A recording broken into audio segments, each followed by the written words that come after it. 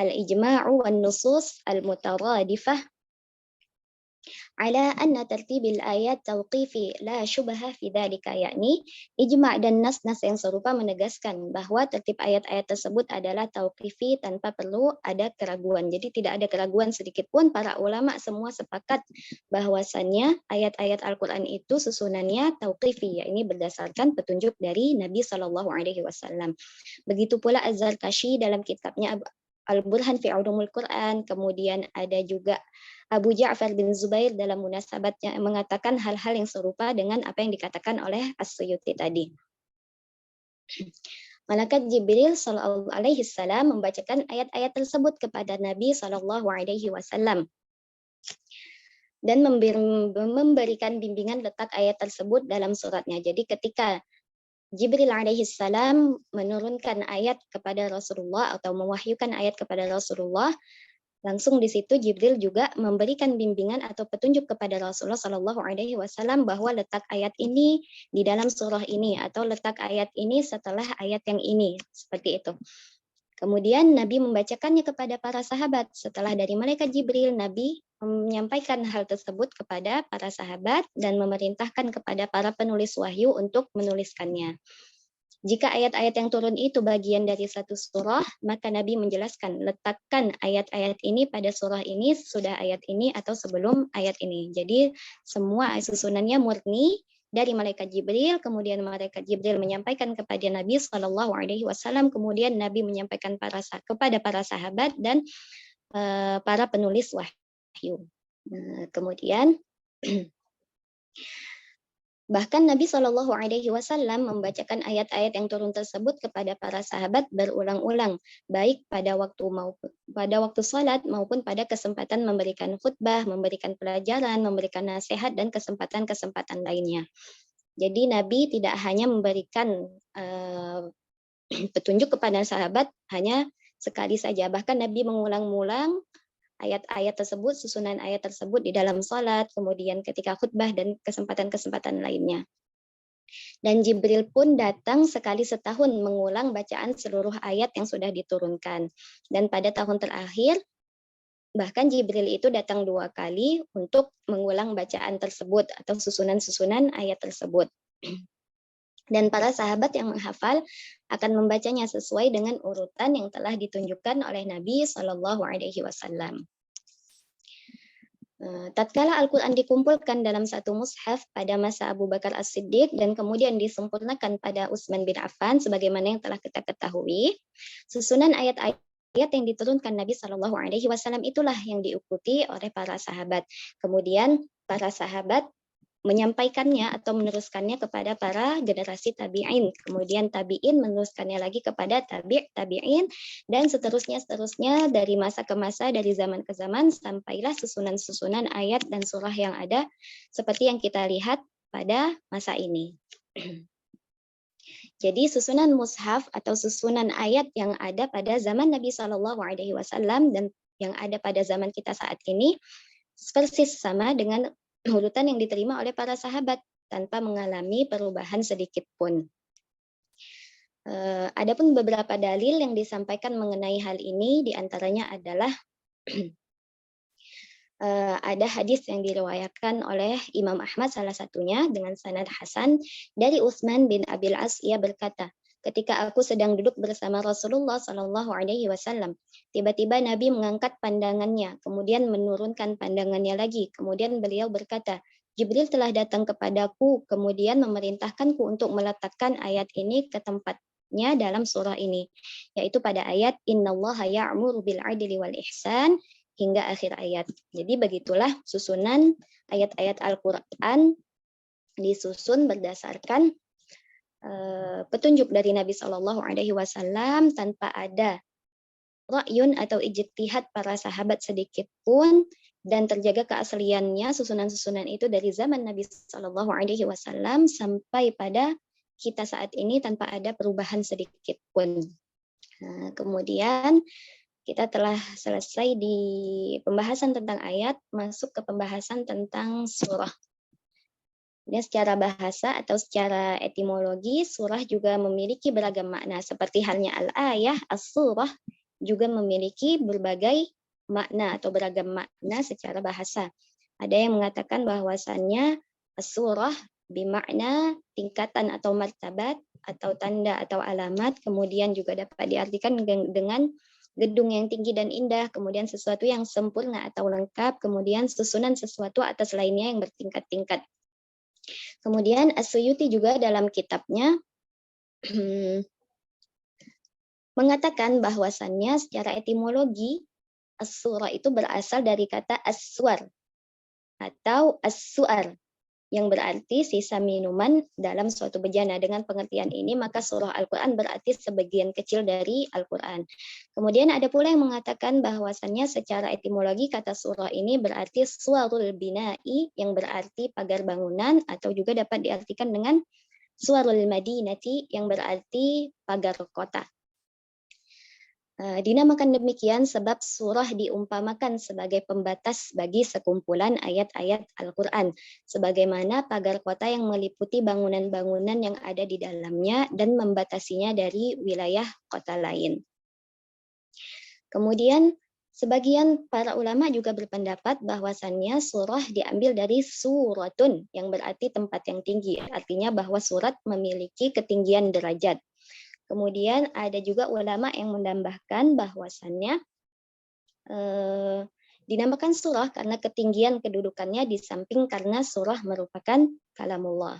Dari beberapa arti kata surah di atas, maka pengertian yang paling mendekati dalam memaknai surah secara bahasa adalah kata suwarun, yakni yang berarti pagar, dan suwarul madinati yang berarti pagar kota, yang berarti bahwa surat dalam Al-Quran adalah pagar yang membatasi sekumpulan ayat-ayat Al-Quran dengan sekumpulan ayat-ayat lainnya. Seperti itu.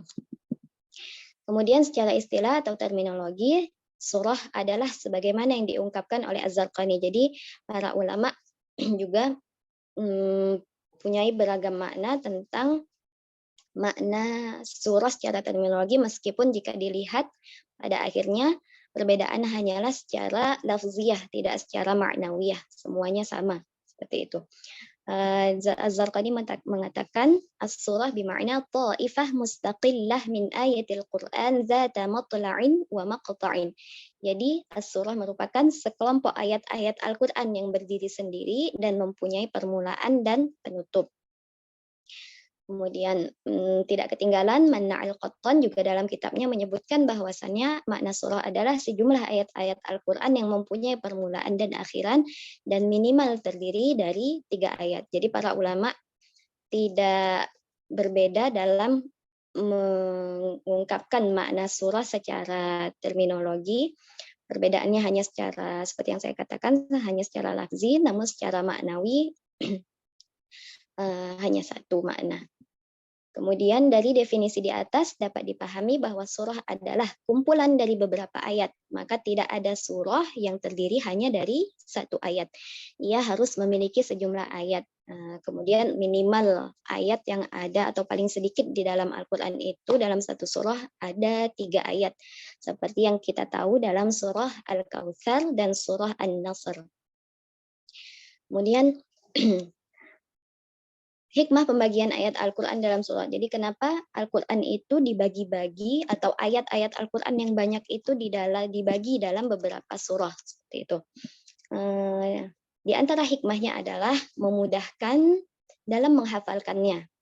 Sebab seandainya Al-Quran tidak terbagi dalam surah-surah, maka para menghafal akan mengalami atau menghadapi kesulitan dalam menghafalnya. Jadi at-tashil fil hifzi, seperti itu.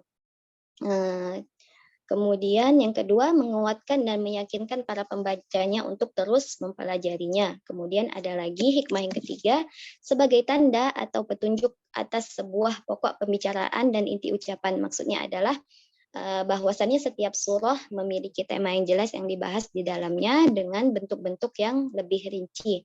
Kemudian setelahnya, hikmah yang selanjutnya itu ada sebagai petunjuk bahwasannya surah yang panjang bukanlah sebagai suatu syarat kemukjizatan Al-Quran. Jadi mau surahnya panjang atau surahnya pendek, keduanya merupakan mukjizat. Walaupun jumlahnya seperti misalnya surah Al-Kautsar itu ada 3 ayat, kemudian surah Al-Baqarah itu ada ratusan ayat. Jadi bukan berarti suatu ayat atau suatu surah itu dikatakan sebagai mukjizat kalau dia panjang, seperti bahwasannya surah Al-Kautsar yang terdiri dari 3 ayat juga termasuk mukjizat walau hanya sedikit ayatnya, seperti itu. Kemudian ada nama, jumlah, dan pembagian surah di dalam Al-Quran. Kemudian yang kita tahu bahwasannya di dalam Al-Quran itu surah-surah, ada surah Al-Baqarah, ada surah Al-Ma'idah, kemudian ada surah Al-Kautsar, dan surah-surah lainnya sampai surah An-Nas, seperti itu. Siapa yang memberi nama surah-surah tersebut? Seperti itu.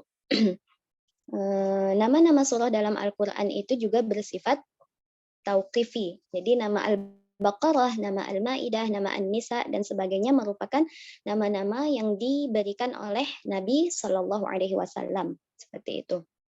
Mengapa demikian? Dengan alasan bahwasannya tidak ada pola tertentu dalam penamaan surah-surah tersebut, gitu. Jadi ada surah yang diberi nama berdasarkan dengan tema utama isi surah tersebut. Tetapi banyak juga yang diberi nama bukan berdasarkan tema utama isi surah. Bahkan ada surah yang diberi nama dengan huruf-huruf muqatta'ah yang terdapat di awal surah. Tetapi ada surah-surah lain sekalipun diawali dengan huruf-huruf muqatta'ah tapi tidak dinamai dengan huruf-huruf muqatta'ah tersebut. Jadi tidak ada pola yang konsisten dalam penamaan surah-surah tersebut. Ada yang dinamakan dengan inti pokok pembicaraan dalam suatu surah, kemudian ada yang dinamakan dengan huruf-huruf muqatta'ah yang ada pada awal surah, seperti itu. Kemudian ada pula surat yang mempunyai satu nama dan ada pula surah yang mempunyai nama lebih dari satu. Jika penamaan surah-surah Al-Quran bersifat taufiqi yakni ijtihad para sahabat atau merupakan hasil ijtihad para sahabat, tentu akan dinamai dengan pola-pola tertentu secara konsisten, seperti itu. Tapi sebagaimana kita tahu tadi bahwasannya tidak ada pola yang secara konsisten untuk penamaan surah-surah tersebut. Jadi itu menjadi dalil bahwasannya nama-nama surah Al-Quran adalah tauqifi berdasarkan petunjuk dari Nabi Shallallahu Alaihi Wasallam, seperti itu. Kemudian ada jumlah dan pengelompokan surah di dalam Al-Quran. Berbeda dengan jumlah ayat yang mempunyai perbedaan dalam jumlahnya, namun para ulama di sini bersepakat bahwasannya jumlah surah yang ada di Al-Quran itu ada 114 surah. Dimulai dengan surah Al-Fatihah dan diakhiri dengan surah An-Nas. Kemudian dilihat dari sisi jumlah ayat atau dari panjang pendeknya, maka Al-Quran itu dapat dikelompokkan kepada 4 kategori. Yang pertama itu ada At-Tiwal, yaitu surah-surah yang panjang seperti Al-Baqarah, Ali Imran, dan sebagainya. Kemudian ada Al-Mi'un, atau yang berarti seratusan, atau surah-surah yang jumlah ayatnya sekitaran 100 atau lebih, seperti surah Hud, surah Yusuf, dan lain-lain. Kemudian ada juga ya, pengelompokannya disebut dengan al-mathani, yang berarti yang diulang, yaitu surah-surah sesudah al-mi'un yang jumlah ayatnya kurang dari 100. Kenapa dinamakan dengan al-mathani? Karena lebih sering diulang-ulang dibandingkan surah-surah yang ada di al-tiwal dan al-mi'un. Kemudian kelompok terakhir atau kelompok keempat ini ada namanya al-mufassal. Kenapa dinamakan dengan al-mufassal? Jadi al-mufassal itu berarti yang dipisahkan. Karena banyaknya pembatas atau pembatas ini dimaksudkan adalah al-basmalah antara satu surah dengan surah yang lainnya. Kemudian para ulama berbeda pendapat untuk menentukan dari surah mana sampai akhir Al-Quran yang termasuk kategori surah-surah mufassal. Ada yang mengatakan bahwasannya dimulai dari surah Qaf, ada yang mengatakan dari Al-Hujurat, kemudian dan perkataan-perkataan lainnya. Kemudian al-mufassal ini dibagi juga menjadi 3 kategori. Ada tiwal juga atau panjang, kemudian ada awsat, surah-surah yang sedang, kemudian ada qisar, ada surah-surah yang pendek. Setelah pengelompokan dan jumlah, kita masuk ke susunan surah-surah Al-Quran. Jadi kalau susunan ayat tadi sudah jelas, para ulama sepakat bahwasannya itu tadi tauqifi, dari Nabi Shallallahu Alaihi Wasallam. Bagaimana dengan susunan surah-surahnya? Seperti itu. Ternyata para ulama belum mencapai kesepakatan dalam menentukan susunan surah seperti itu. Terdapat tiga pendapat atau tiga akwal. Yang pertama itu bahwasannya surah-surah Al-Quran disusun secara tauqifi seperti ayat-ayat tadi berdasarkan petunjuk Nabi. Kemudian ada juga pendapat yang mengatakan bahwasannya surah-surah Al-Quran ini ijtihadi berdasarkan ra'yun para ulama atau sahabat. Kemudian yang ketiga ini surah-surah atau susunan ayat Al-Quran ini sebagian tauqifi dan sebagiannya lagi ijtihadi. Pertama kita akan bahas kelompok yang mengatakan bahwasannya surah-surah Al-Quran ini disusun secara tauqifi berdasarkan petunjuk Nabi. Jadi tidak ada satupun surah yang diletakkan pada tempatnya kecuali berdasarkan perintah Nabi Shallallahu Alaihi Wasallam. Untuk dalilnya kita di sini ada riwayat dari Ibnu Hasan menyatakan bahwasannya susunan surat-surat dalam dan ayat-ayat Al-Quran adalah berdasarkan wahyu. Rasulullah Shallallahu Alaihi Wasallam memberi petunjuk meletakkan ayat-ayat yang turun pada tempatnya. Susunan surah-surah Al-Quran diriwayatkan dengan mutawatir dan para sahabat sudah sepakat dengan susunan tersebut dalam Mushaf Utsmani. Kemudian riwayat-riwayat lain banyak yang menegaskan bahwasannya susunan-susunan surah tersebut sudah ada sejak zaman Nabi Shallallahu Alaihi Wasallam. Kesepakatan para sahabat itu tidak akan terjadi jika susunan surahnya tidak tauqifi dari Nabi. Jadi jika sekiranya susunan-susunan surah itu tidak tauqifi atau ijtihadi dari para sahabat, tentunya para sahabat akan lebih mengutamakan mushaf-mushaf pribadi mereka yang sebagaimana juga kita ketahui bahwasannya mushaf-mushaf sahabat itu sebagian mempunyai susunan yang berbeda-beda. Kalaulah susunan ini ijtihadi, maka para sahabat akan mengemukakan atau lebih menguatkan ra'yun mereka terhadap susunan-susunan surah yang ada di mushaf mereka. Tapi yang terjadi justru sebaliknya ketika zaman Utsman bin Affan, ketika pengumpulan atau pengkodifikasian Al-Quran itu, Utsman meminta mushaf-mushaf yang ada di para sahabat, kemudian membakarnya seperti itu. Itu menunjukkan bahwasannya para sahabat yang mempunyai mushaf-mushaf pribadi dengan susunan yang berbeda-beda itu ridho terhadap susunan ayat atau susunan surah yang dilakukan pada pengkodifikasian pada zaman Utsman seperti itu. Kemudian yang kedua itu bersifat ijtihadi atau taufiqi, maka surah-surah Al-Quran itu semata-mata hanya hasil ijtihad para sahabat. Dalil dari pendapat mereka adalah sebagai berikut. Dalil yang pertama itu, yang tadi sebagaimana sudah kita singgung, bahwasannya mushaf pribadi para sahabat berbeda susunan surahnya sebelum disatukan pada zaman Khalifah Utsman bin Affan. Jika sekiranya susunan surah-surah tersebut berdasarkan petunjuk Nabi, maka tidak akan ada perbedaan dalam susunan surah para mushaf sahabat tadi.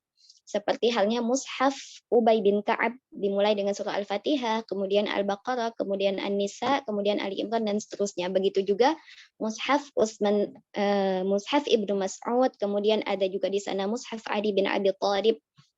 Jadi mereka semua para sahabat ini dalam mushaf pribadinya mempunyai susunan-susunan yang berbeda-beda. Dan ini menjadi dalil bahwasannya susunan surah-surah tadi berdasarkan ijtihad mereka. Seperti itu.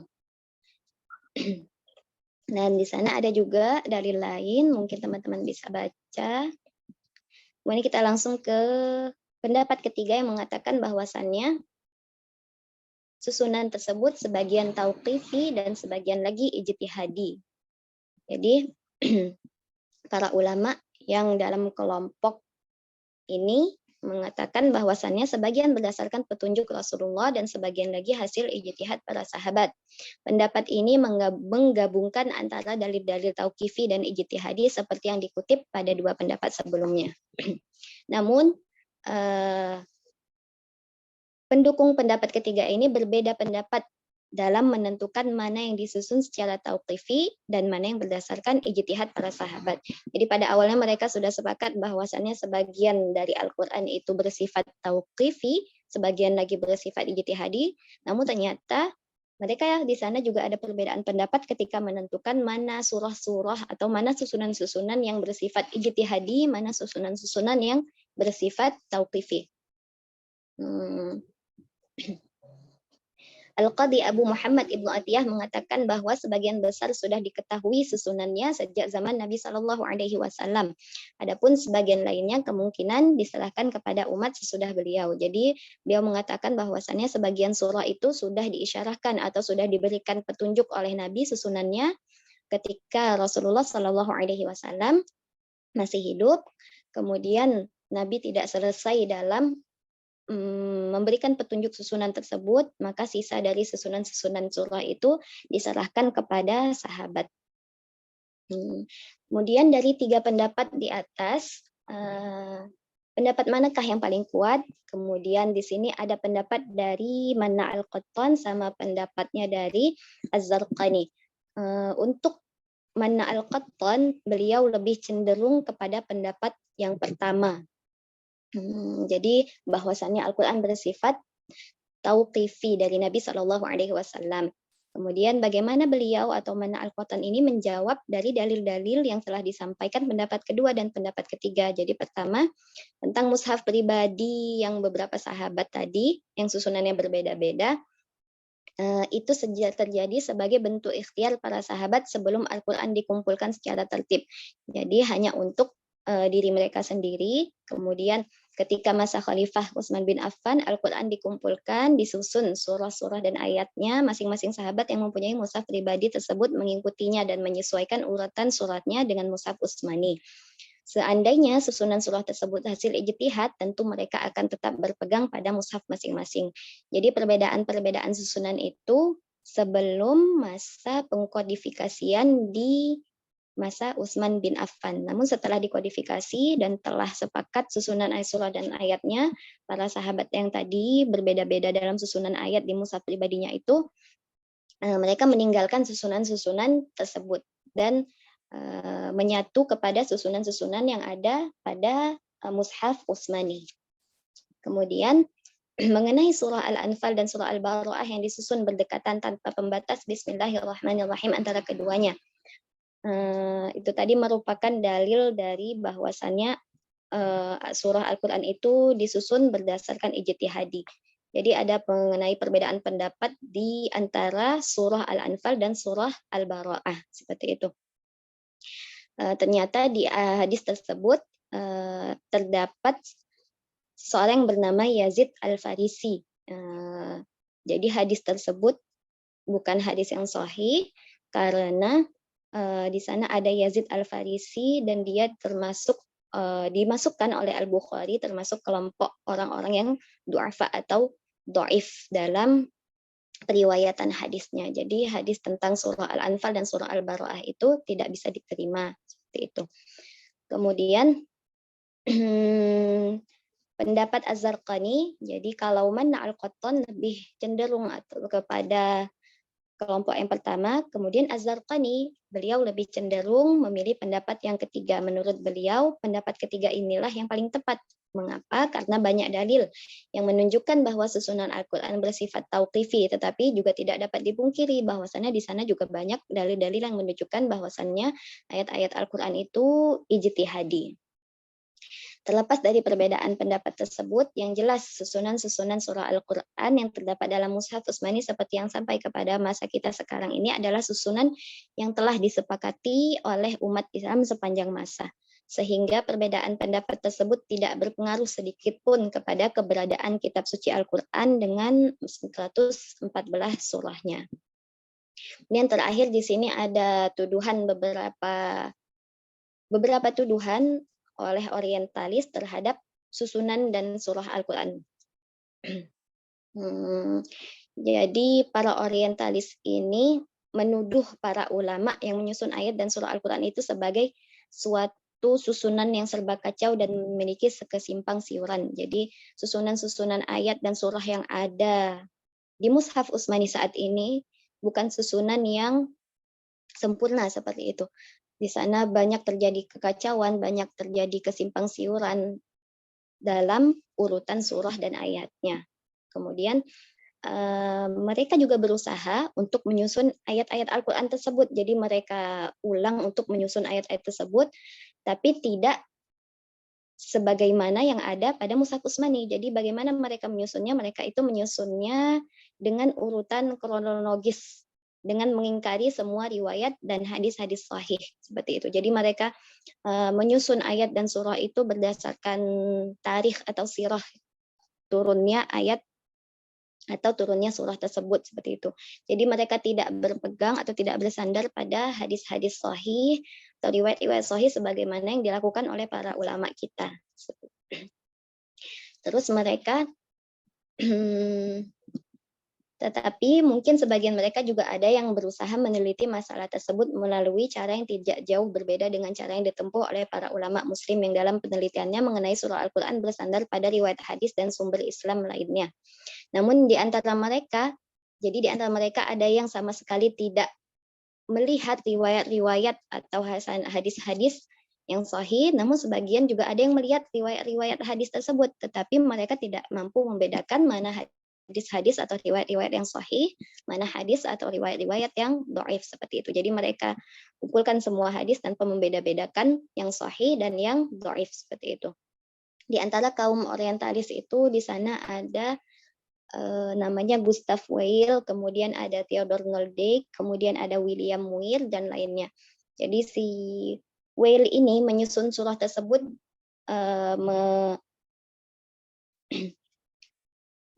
dia membagi susunan tersebut berdasarkan tahapan turunnya Al-Quran itu menjadi 4 tahap.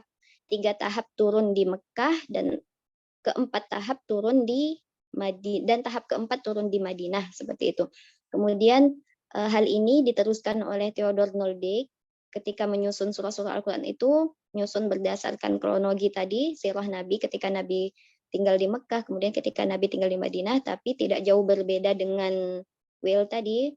Hanya saja Theodor ini menambahkan sebagian kecil atau perbaikan-perbaikan kecil mengenai persoalan yang menjadi kandungan masing-masing tahap. Kemudian ada juga William Muir dalam menyusun urutan mereka membagi menjadi 6. Kalau si Weil tadi 4, kemudian di sini ada William Muir yang membagi susunan ayat Al-Quran itu menjadi 6 tahap, 5 tahap di Mekah dan 1 tahap itu ada di Madinah. Jadi seperti itulah atau demikianlah kiranya para orientalis dalam usahanya menyusun urutan ayat dan surah di dalam Al-Quran. Mereka menetapkannya berdasarkan kronologis saja. Mereka menggunakan metode-metode mereka sendiri tanpa mengetahui aturan-aturan yang telah ada pada ulama kita. Seperti itu. Baik, mungkin cukup sampai di sini yang bisa saya sampaikan mengenai tartibul ayah wassuar. Untuk kemudian kita mungkin bisa lanjut ke sesi diskusi. Mungkin ada dari teman-teman atau dari dokter ada tambahan atau hal yang mungkin dipertanyakan atau hal yang mungkin bisa didiskusikan. Ahlan. Baik.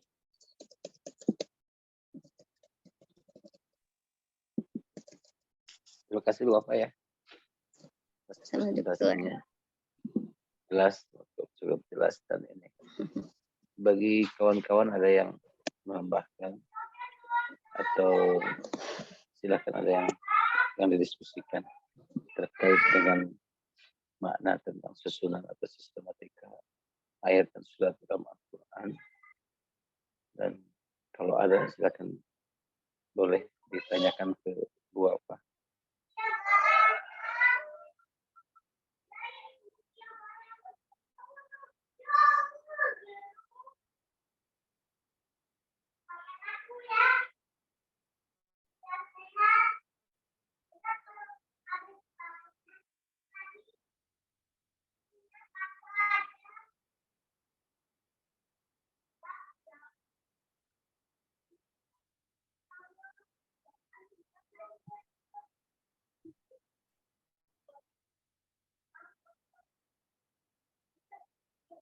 Silakan ada. Kalau nggak ada, kita lanjut. Tidak ada dokter. Lanjut. Yang kedua. Oke.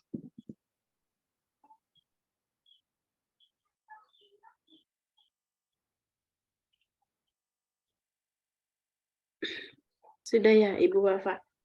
Mbak Wafa. Iya, Baik. kita akan masuk ke materi makalah kita yang kedua. Mohon maaf ini suaranya rada serak basah begini Pak. Mohon maaf.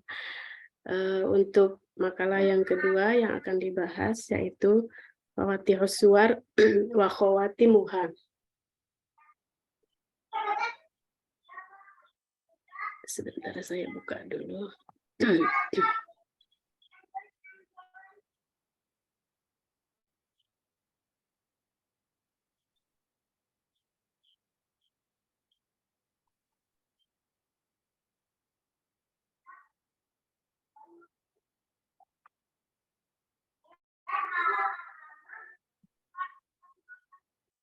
Ya, bismillahirrahmanirrahim. Assalamualaikum warahmatullahi wabarakatuh. Alhamdulillahirabbil alamin. Wa bihi nasta'in ala umuri dunya waddin. Wassalatu wassalamu ala sayyidina Muhammadin wa ala alihi wa sahbihi ajma'in, amma ba'du. Bersyukur alhamdulillah pada kesempatan sore hari ini kita sama-sama bisa berkumpul, belajar di bawah bimbingan Dr. Irfanul Hakim. Mudah-mudahan apa yang kita pelajari hari ini menjadi ilmu yang bermanfaat dan menjadi bekal dan juga kebaikan kita untuk di dunia dan di akhirat. Amin. Baik kawan-kawan, untuk dan Bapak untuk mengefisiensikan waktu, mungkin langsung saja kita akan masuk ke materi pertama, yaitu pengertian Fawatihus Suwar.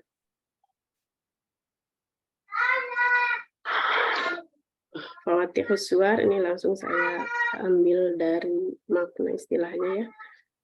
Kalau untuk lughahnya berasal dari dua suku kata, yaitu fawatih dan aswar, yang artinya fawatih adalah pembukaan, aswar surah, ya, surah-surah dalam Al-Quran. Maka Fawatihus Suwar yang dimaksud di sini adalah beberapa pembukaan dari surah-surah Al-Quran ataupun beberapa macam awalan dari surah-surah di dalam Al-Quran. Nah, surah-surah di dalam Al-Quran yang berjumlah 114 yang kita sudah mafhum, itu diklasifikasikan di dalam 10 macam pembukaan saja. Dan menurut As-Suyuti di dalam kitabnya Al-Itqan, seluruh surat yang 114 tersebut tidak ada satu surah pun yang keluar dari 10 macam pembukaan ini. Dan tentunya di dalam tiap-tiap macam pembukaan itu ada rahasia ataupun hikmah yang tersendiri. Lanjut pada macam-macam Fawatihus Suwar. Yang pertama adalah al-istiftahu bisana'i, atau pembukaan dengan kalimat pujian. Nah, asana ini juga terbagi ke dalam dua macam. Yang pertama, pujian dalam rangka untuk mengukuhkan sifat kesempurnaannya Allah, atau di sini disebutkan isbatun li sifatil madhi, ya. Terdapat di dalam 7 surah di dalam Al-Quran, yaitu di dalam surah Al-Fatihah yang bunyinya alhamdulillahirabbil alamin, ya. Kemudian surah Al-An'am dimulai dengan alhamdulillah, alhamdulillahilladzi khalaqas samawati wal ardh. Kemudian di dalam surah Al-Kahfi juga dimulai dengan alhamdulillahilladzi anzala ala abdihil kitab. Lalu di dalam surat Saba juga dimulai dengan kata alhamdu untuk pujian.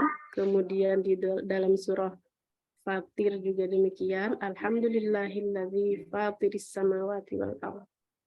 Lalu kalimat yang kedua yaitu di dalam surah Al-Furqan memakai kalimat tabaraka.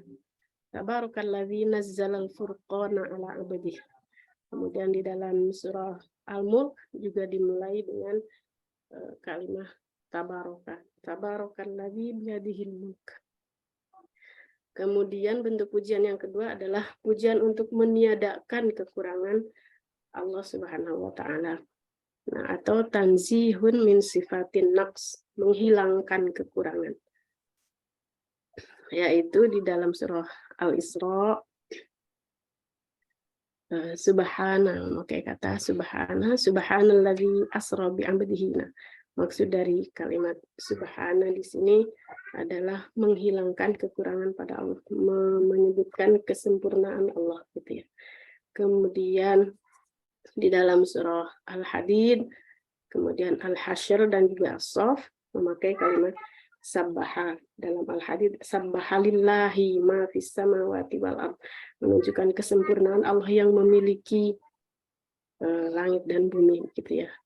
Kemudian ada juga yang memakai kalimat yusabbihu, seperti terdapat di dalam surah Al-Jumu'ah, yusabbihu lillahi ma fis samawati wal ard.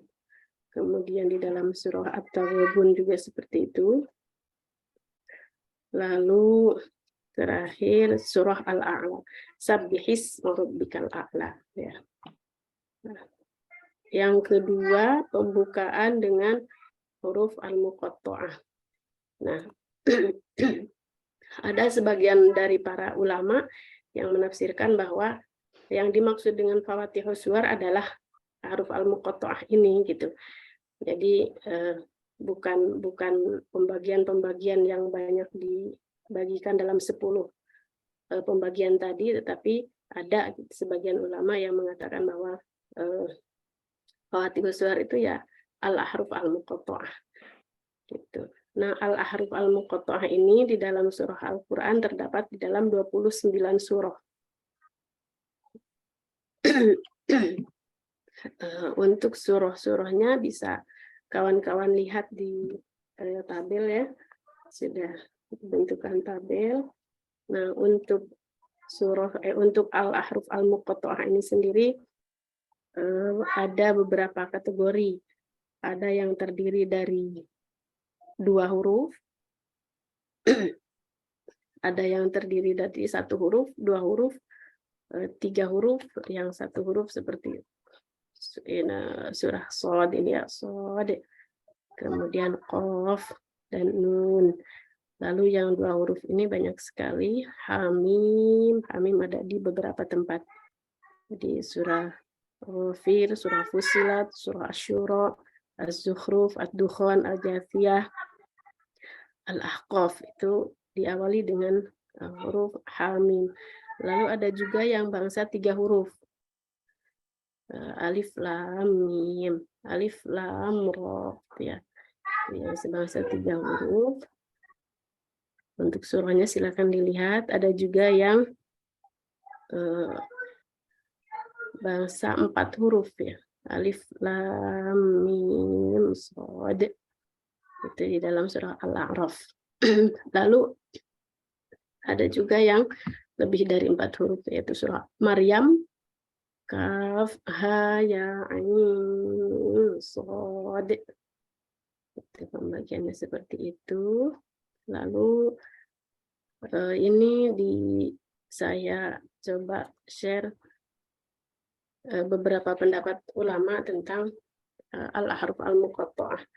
Sengaja ditaruh di sini biar langsung nyambung gitu. Jadi ketika ada sesuatu yang ingin didiskusikan bisa langsung gitu ya. Di sini dalam kitab Tafsir Al-Mizan karya At-Tabatabai disebutkan beberapa perbedaan pendapat ulama kontemporer dan klasik dalam menafsiri huruf al-muqatta'ah. Yaitu 1, huruf muqatta'ah termasuk ayat mutasyabihat yang hanya diketahui oleh Allah semata. Dan ini pendapat ini banyak dianut oleh para ulama.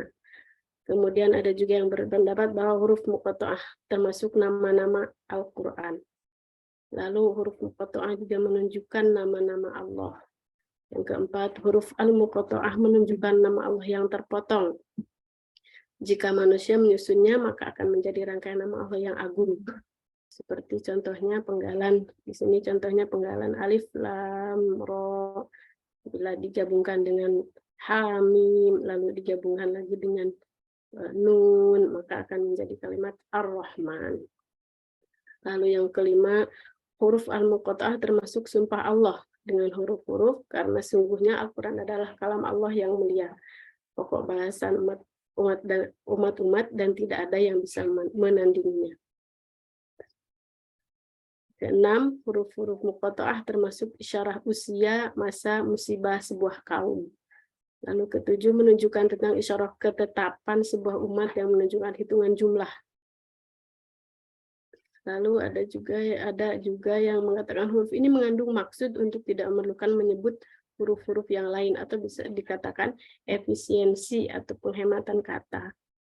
Kemudian yang ke-9, huruf-huruf muqatta'ah dimaksudkan untuk menarik perhatian kaum musyrik dan kaum kafir, karena selama itu mereka tidak menghiraukan dan tidak mendengarkan Al-Quran. Maka Allah menurunkan huruf-huruf ini agar mereka berpikir dan mendengarkan.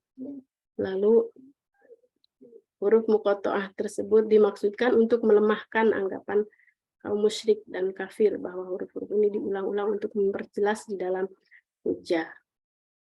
Lalu poin ketiga masih di dalam pembukaan surah ya, yaitu al-istiftahu bin nida atau pembukaan surah dengan panggilan.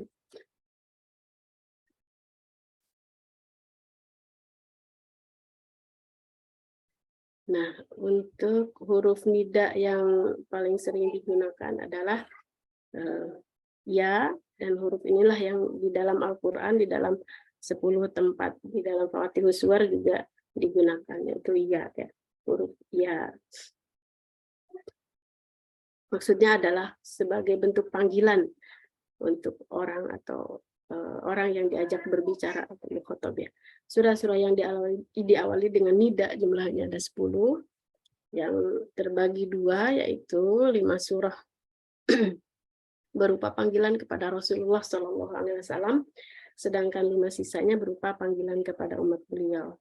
Nah, untuk lafaz yang menunjukkan an-nida ila Rasul ini bunyinya kebanyakan langsung ya ayyuhan nabi gitu. Ya, dalam surat Al-Ahzab disebutkan ya ayyuhan nabiyyut taqillah. Kemudian di dalam surat At-Talaq juga ya ayyuhan nabiyyu idza talaqtumun nisa. Lalu di dalam surat At-Tahrim juga seperti itu. Ya ayyuhan nabiyyu lima tuharrimu ma ahallallah. Kemudian di dalam surah Al-Muzammil ya ayyuhal muzammil, yang menunjukkan seruan kepada Rasulullah. Begitu juga di dalam surah Al-Mudaththir ya ayyuhal mudaththir gitu. Lalu an-nida yang ditujukan kepada umat Rasulullah adalah seperti di dalam surah An-Nisa ya ayyuhan nas, gitu, lebih umum ya. Kemudian ya ayyuhalladzina amanu dan seterusnya. Silahkan dilihat di tabel. Lalu yang keempat, macam pembukaan yang keempat adalah al-istiftahu bil jumal khobariyah. Pembukaan dengan bentuk jumlah khobariyah, yaitu terdapat di dalam 23 surah di dalam Al-Quran. Contohnya di dalam surat Al-Anfal, yas'alunaka 'anil anfal, jumal khobariyah. Nanti mungkin untuk para ustaz dan ustazah yang mempunyai basic bahasa yang balaghah yang lebih baik, boleh nanti berbagi ilmunya ya ustazah. Lalu saya lanjut ya ke model atau ke bentuk pembukaan yang kelima, yaitu al-istiftahu bil qasam. Semua sumpah di dalam Fatihus Suwar ini menggunakan huruf qasam wawu. Lalu sumpah Allah yang dipakai dalam pembukaan surah Al-Quran ada 3 macam dan terdapat di dalam 15 surah di dalam Al-Quran. Nah, yang 3 macam ini adalah sumpah dengan benda-benda angkasa, al-qasam bil uluwiyat, seperti dalam surat An-Najm ya. Lalu ada juga sumpah dengan benda-benda bawah atau benda-benda di bumi, al-qasmu bis-sufliyat, seperti watini. Ya. Lalu sumpah dengan waktu al-qasam bil waqt, seperti dalam surat Ad-Duha, wad-duha, al-asr wal asr, ya, langsung. disebutkan. Lalu yang kelima, al-istiftahu bisyart, yaitu pembukaan dengan kalimat syarat. Syarat-syarat yang digunakan dalam pembukaan surah-surah Al-Quran ada dua macam, yaitu syarat yang masuk kepada jumlah ismiyah dan syarat yang masuk kepada jumlah fi'liyah. Dan terdapat di dalam 7 surah di dalam Al-Quran, yaitu di dalam surah Al-Waqi'ah, idza waqa'atil waqi'ah. Kata syarat di situ idza, kemudian al-munafiqun, idza ja'akal munafiqun. Lalu juga di dalam surah At-Takwir, idza syamsu kuwirat. Lalu ini juga di Al-Infitar seperti ini juga, idza sama'u fatarat. Lalu di dalam surat Al-Insyiqaq, idza sama'u syaqqat. Dalam surah Al-Zalzalah, idza zulzilatil ardu zilzalaha. Dan terakhir di dalam surat An-Nasr, idza jaa nasrullahi wal fath. Gitu ya. Lalu selanjutnya bentuk pembukaan dengan kalimat amr. Nah, ada 6 kata kerja perintah yang menjadi pembukaan surah-surah dalam Al-Quran. Yaitu pada surah Al-Alaq menggunakan kata perintah kul ya. Amrnya lafadznya kul a'udzu birabbil falaq. Kul ya ayyuhal kafirun. Kul huwallah gitu ya. Lalu yang ke-8 al-istiftahu bil istifham. bentuk pertanyaan ya. Pembukaan dalam bentuk pertanyaan. Bentuk pertanyaan ini ada 2 macam, yaitu pertanyaan positif dan pertanyaan negatif. Bentuk pertanyaan positif yaitu bentuk pertanyaan yang dengan kalimat positif yang tidak ada alat negatifnya, dipakai di dalam pembukaan dalam 4 surah-surah, yaitu surah Ad-Dahr. Hal ata 'alal insani hinun minad dahr. Bukankah telah datang atas manusia satu waktu dari masa. Ini jujur sekali Ustadz, saya belum bisa memahami secara full ya kalimat-kalimat istifham ini. Nanti mungkin mohon dibantu dijelaskan kawan-kawan ustadz-ustadzah yang sudah diberikan kefahaman tentang ini ya, pertanyaan negatif, pertanyaan positif. Saya masih bingung, saya masih bingung. Baik. Lalu yang keduanya pertanyaan negatif, yaitu pertanyaan dengan menggunakan kalimat negatif yang hanya terdapat pada 2 surah, yaitu surah Al-Insyirah dan surah Al-Fil. Alam nashrah laka sadrak. Bukankah kami telah melapangkan waktu, melapangkan untukmu dadamu, dan surah Al-Fil. Alam tara kaifa fa'ala rabbuka bi ashabil fil. Seperti itu. Artinya apakah kamu tidak memperhatikan bagaimana Tuhanmu telah bertindak terhadap tentara bergajah. Kira-kira isinya seperti itu. Lanjut ke model pembukaan yang ke-9, al-istiftahu bid-du'a, pembukaan dengan doa. Terdapat di dalam 3 surah, yaitu surah Al-Mutaffifin, surah Al-Humazah, dan surah Al-Lahab. Nah, dalam surah Al-Mutaffifin, wailul lil mutaffifin. Kecelakaan besarlah bagi orang-orang yang curang. Kemudian di dalam surah Al-Humazah, wailul likulli humazatil lumazah. Ya, artinya kecelakaan bagi setiap pengumpat lagi pencela. Doa-doa yang ini ya yang dipakai. Lalu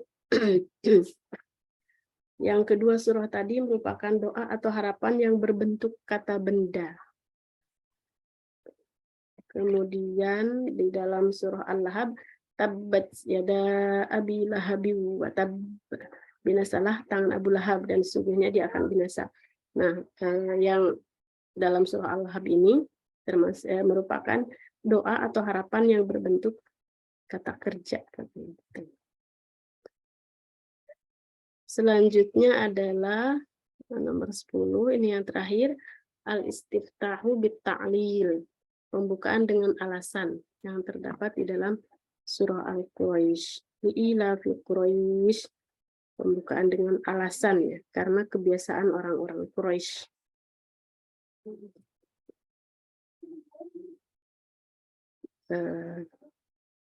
Kita masuk pada materi selanjutnya, yaitu khawatimus suwar. Khawatim adalah bentuk dari khawatimah yang berarti penutup atau penghabisan. Suwar yang berarti juga surah. Menurut bahasa, khawatimus suwar berarti penutup surah Al-Quran. Lalu khawatimus suwar adalah ungkapan yang menjadi penutup dari surah-surah Al-Quran yang memberi isyarat berakhirnya pembicaraan, sehingga merangsang untuk mengetahui hal-hal yang dibicarakan sebelumnya. Macam-macam khawatimus suwar dibagi menjadi beberapa macam.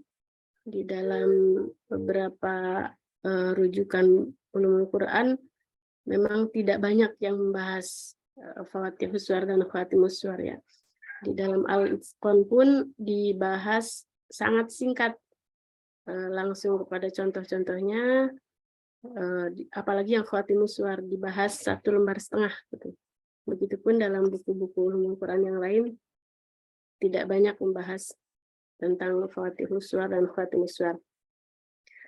Nah, ini yang paling lengkap saya temukan di ulumul Quran yang saya jadikan referensi utama, karya Profesor Dr. Haji Abdul Jalal HA. Ini buku lama, tapi di sini beliau menerangkan sangat lengkap, termasuk surah-surahnya dipaparkan dengan jelas. Dan begitu pun dengan khawatimus suwar, dan beliau juga memberikan bagan-bagannya, baik itu khawatimus suwar maupun khawatimus suwar. Nah, macam-macam khawatimus suwar. Yang pertama, penutupan surah dengan doa. Doa ini menjadi penutup dari 4 surah Al-Quran, yaitu surah Al-Baqarah, seperti yang sudah kita mafhum ya.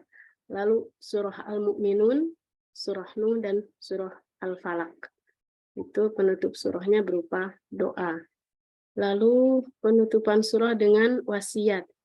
Penutupan surah dengan wasiat ini terdapat di dalam 7 tempat atau 7 surah, yaitu surah Ar-Rum, surah Ad-Dukhan, surah As-Saff, surah Al-A'la, surah Al-Fajr, surah Ad-Duha, dan surah Al-Asr. Lalu yang ketiga, penutupan surah dengan perintah, atau lebih ke perintah masalah takwa ya. Terdapat dalam surah Al-Imran, surah An-Nahl, dan surah Al-Qamar. Lalu penutupan surah dengan keterangan soal faraid. Terdapat di dalam satu surah, yaitu surah An-Nisa ya. Di situ dijelaskan bahwa penutupan surahnya berupa keterangan soal faraid. Mungkin bisa saya bacakan sedikit. An-Nisa di surah di ayat 176 ayat terakhir. Wa in kanu bismillahirrahmanirrahim. Wa in kanu ikhwatar rijalan wa nisaan falidzakari mithlu hadzil unsayayn. Yubayyinullahu lakum an tadillu wallahu bikulli syai'in alim. Di sini ayat ini menerangkan tentang hal ahli waris ya. Kemudian selanjutnya penutupan dengan ta'zim kepada Allah, yaitu sebagai penutup surah Al-Maidah, surah Al-Anfal, Al-Anbiya, An-Nur, surah Nur, surah Luqman, surah Fatir, surah Fussilat, surah Al-Hujurat, surah Al-Hadid, surah Al-Hasyr, surah Al-Jumu'ah, surah Al-Munafiqun, surah At-Taghabun, surah At-Talaq, surah Al-Jin, surah Al-Muddathir, dan surah Al-Qiyamah. Yang terakhir surah At-Tin.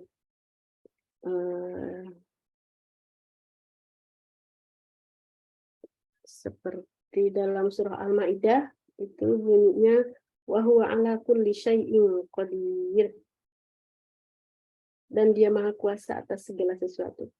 Jadi bentuk takzim kepada Allah. Atau di dalam surah Al-Anfal Innallaha bikulli syai'in alim.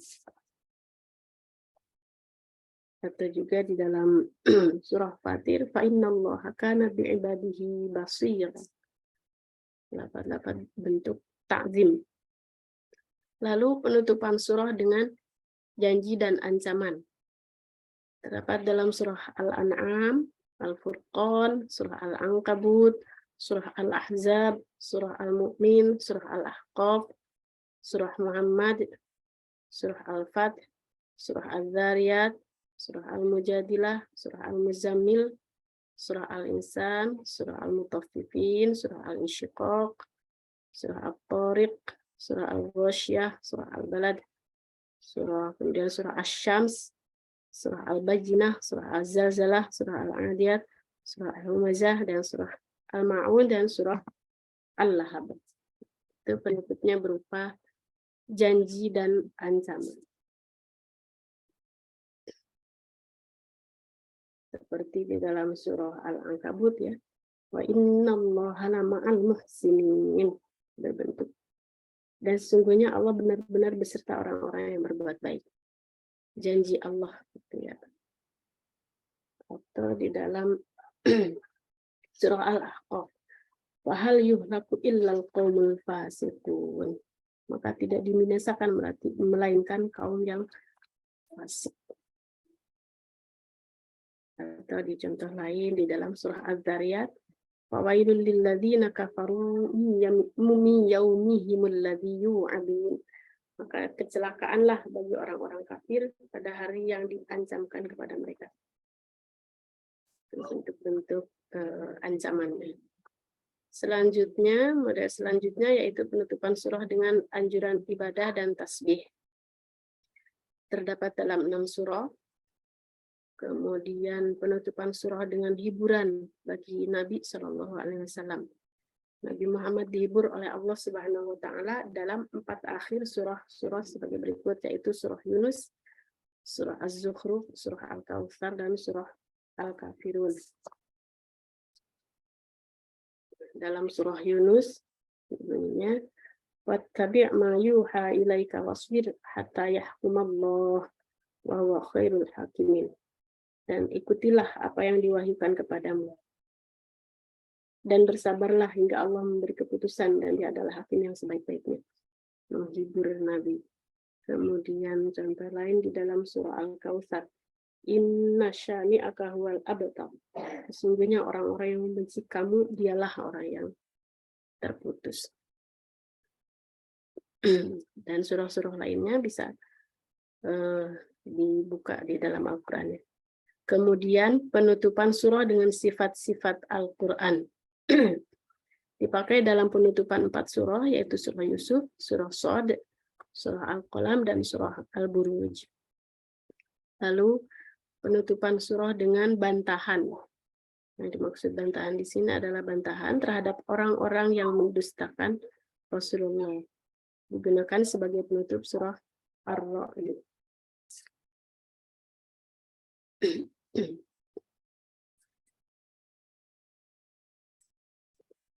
Lalu selanjutnya penutupan dengan ketauhidan. Terdapat di akhiran 7 surah. Bisa dibaca perincian surahnya. Lalu penutupan dengan tahmid atau pujian. Penutupan dengan pujian ini dipakai dalam 10 surah di dalam Al-Quran.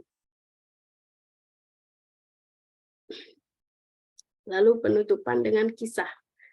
Ada 4 surah di dalam Al-Quran yang ditutup dengan kisah. Yaitu surah Maryam, surah At-Tahrim, surah Abasa, dan surah Al-Fil.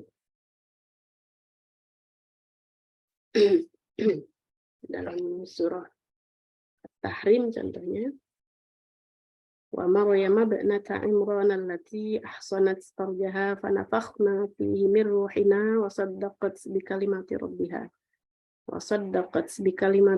wa kutubihi wa kanat minal qanitin. Dan ingatlah Maryam putri Imran yang memelihara kehormatannya, maka kami tiupkan ke dalam rahimnya sebagian dari roh kami. Dan dia membenarkan kalimat Tuhannya dan kitab-kitabnya, dan adalah dia termasuk orang-orang yang taat. Itu salah satu contohnya saya bacakan. Di dalamnya adalah kisah tentang Siti Maryam. Lalu penutupan dengan ketauhidan. Terdapat di akhiran 7 surah, yaitu At-Taubah, surah Ibrahim, Al-Kahfi, surah Al-Qasas, surah Al-Lail, surah Al-Insyirah, dan surah Al-Ikhlas.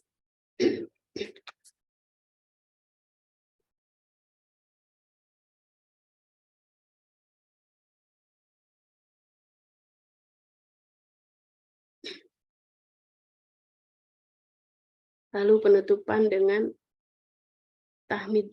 Tahmid ini sudah. Selanjutnya ada 2 ya. Penutupan surah dengan anjuran jihad. Terdapat di dalam surah Al-Hajj.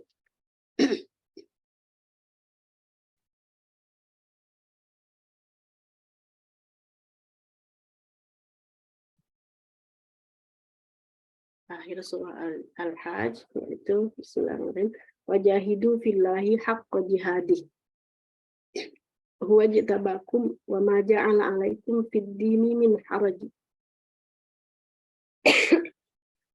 Artinya, dan berjihadlah kalian pada jalan Allah dengan jihad yang sebenar-benarnya, dan Dia telah memilih kalian, dan Dia sekali-kali tidak menjadikan untuk kalian dalam agama suatu kesempitan. Itu anjuran yang terdapat di dalam surah Al-Hajj ya, tentang anjuran jihad. Lalu ada juga bentuk penutupan dengan perincian maksud. Ada 6 surah di dalam Al-Quran, yaitu yang dimaksud di sini adalah perincian terhadap maksud ayat yang sebelumnya. Seperti misalnya di dalam surah Al-Fatihah. Di situ ada Bismillahirrahmanirrahim, ihdinas siratal mustaqim, ayat sebelumnya, ayat sebelum terakhir. Lalu siratal ladzina an'amta 'alaihim ghairil maghdubi 'alaihim waladdallin. Nah, di penutup surahnya adalah terakhir ayat terakhirnya ya, menjelaskan tentang ayat yang sebelumnya. Ihdinas siratal mustaqim diperjelas dengan siratal ladzina an'amta 'alaihim ghairil maghdubi 'alaihim waladdallin. Ya, ayat sebelumnya, tunjukkanlah kami jalan yang lurus. Nah, lalu dijelaskan bahwa jalan yang lurus itu adalah jalan orang-orang yang telah Engkau anugerahkan nikmat kepada mereka. Bukan jalan mereka yang dimurkai, dan bukan pula jalan mereka yang sesat. Seperti itu ya. Lalu model selanjutnya penutupan dengan pertanyaan. Terdapat di dalam 2 surah, yaitu surah Al-Mulk dan Al-Mursalat.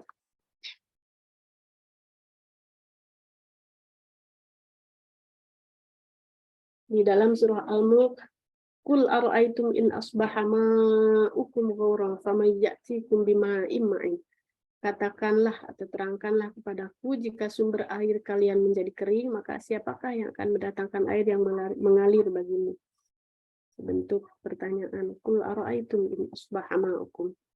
Lalu di dalam surah Al-Mursalat, fabi ayyi haditsin ba'dahu yu'minun. Artinya, maka kepada perkataan apakah sesudah Al-Quran ini mereka akan beriman. Bentuk-bentuk pertanyaannya. Lalu penutupan selanjutnya yaitu penutupan dengan keterangan hari kiamat. Terdapat dalam 4 surah, yaitu Al-Ma'arij, An-Naba, surah An-Nazi'ah, dan surah Al-Infitar. Kita ambil contoh dalam surah An-Naba. Dzalikal yaumul haqq, faman syaa'a ittakhadha ila rabbih ma'aba. Itulah hari yang pasti terjadi, yaitu hari kiamat ya. Atau di dalam surah An-Nazi'at,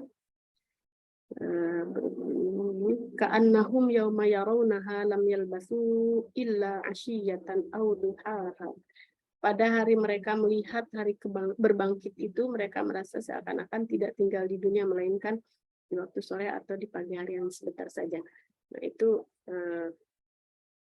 tentang penutupan berupa keterangan hari kiamat. Ya. Lalu terakhir adalah penutupan dengan peringatan. Terdapat dalam 7 surah, yaitu surah Toha, Asy-Syu'ara, surah As-Sajdah, surah Saba, surah Qaf, surah Al-Mumtahanah, dan surah At-Takatsur. Peringatan. Misal dalam surah As-Sajdah, fa'arid anhum wantazir innahum muntazirun. Maka berpalinglah kamu dari mereka dan tunggulah, sesungguhnya mereka juga menunggu. Peringatan. Atau di dalam surah Qaf, fadzakir bil Qur'ani man yakhafu wa'id. Maka beri peringatanlah dengan Al-Quran orang yang takut kepada ancamanku. Itu penutupan dengan peringatan. Lalu masuk pada materi selanjutnya, maksud dan tujuan Fawatihus Suwar dan Khawatimus Suwar. Adapun maksud dan tujuan adanya Fatihus Suwar dan Khawatimus Suwar antara lain adalah sebagai tanbih atau peringatan untuk Nabi beserta umatnya dan sebagai pedoman hidup untuk manusia. Yang kedua sebagai pengetahuan bagi kita sebagai manusia bahwa Fatih dan Khawatimus Suwar memiliki banyak rahasia-rahasia ilahi yang menunjukkan kebesaran-kebesaran Allah Subhanahu wa Ta'ala. Lalu sebagai motivasi agar selalu mendekatkan diri kepada Allah Subhanahu wa Ta'ala, serta untuk menghilangkan keraguan-raguan terhadap Al-Quran, bahwa Al-Quran itu murni kalamullah, atau yang berasal dari Allah melalui malaikat Jibril alaihissalam.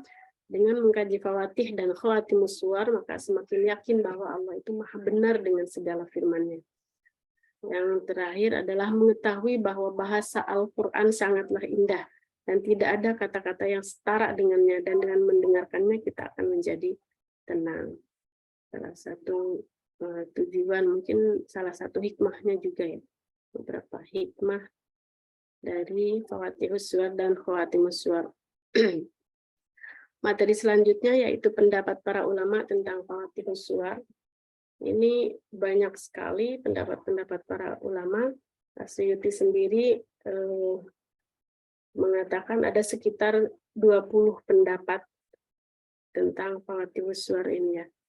Ini saya mengambil beberapa rangkuman saja, mudah-mudahan dapat dijadikan bahan diskusi nanti. Yang pertama menurut ahli tafsir.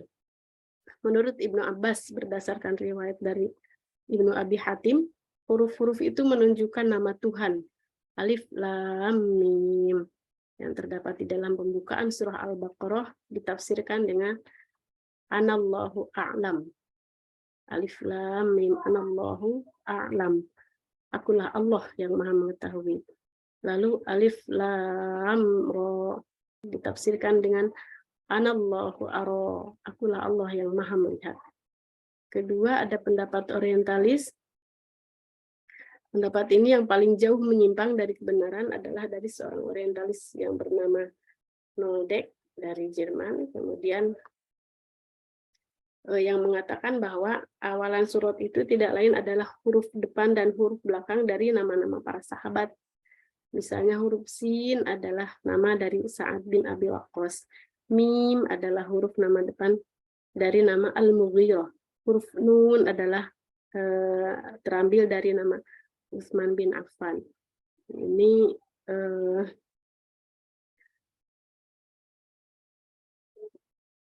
Ini pendapat yang paling jauh menyimpang ya, karena oleh para ulama dengan mudah dipatahkan bahwa pendapat ini sama sekali tidak mendasar gitu. Lalu kemudian menurut ahli teolog dan tasawuf, kelompok teolog biasanya menafsirkan Al-Quran untuk melegitimasi doktrin-doktrin mereka. Kelompok Syiah contohnya berpendapat misalnya bahwa bahwa menurut mereka jika huruf-huruf awalan itu dikumpulkan, lalu yang berulang-ulang itu mereka hapus, maka akan menjadi kalimat Siratu Ali Hakun.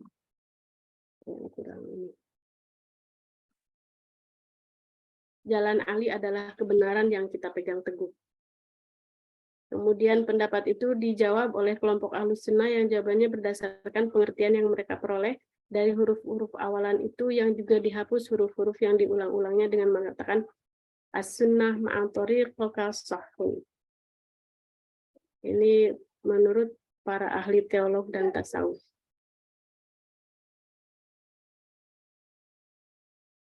Lalu menurut Rashid Ridho berpendapat sesuai dengan Ar-Razi bahwa tanbih ini sebenarnya dihadapkan kepada orang-orang musyrik Mekah dan ahli kitab Madinah. Karena orang-orang kafir apabila Nabi membaca Al-Quran, mereka satu sama lain menganjurkan untuk tidak mendengarkannya, seperti dijelaskan dalam surah Fussilat. Jadi sebagai peringatan gitu ya, untuk memancing ataupun menarik perhatian orang-orang kafir. Mungkin sampai sini materi yang saya paparkan. Saya sadari banyak sekali kekurangannya ini, dan jujur saya sendiri masih sangat meraba. Mohon maaf, dokter. Nanti mungkin minta penjelasannya yang lebih mendalam, karena saya sendiri masih belum paham ini maksud dari Fatihus Suwar dan Fatihus Suwar, termasuk beberapa pendapat ulama yang berbeda-beda itu. Tapi kalau lihat dari beberapa literatur, ada dua pendapat yang paling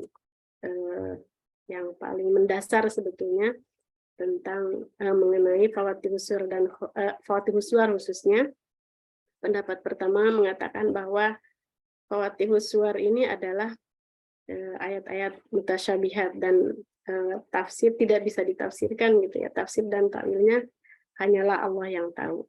Kemudian pendapat kedua mengatakan bahwa sebetulnya Fatihus Suwar khususnya al-ahruf al-muqatta'ah itu adalah memiliki masing-masing huruf itu memiliki arti tersendiri sehingga sangat mungkin untuk ditafsirkan.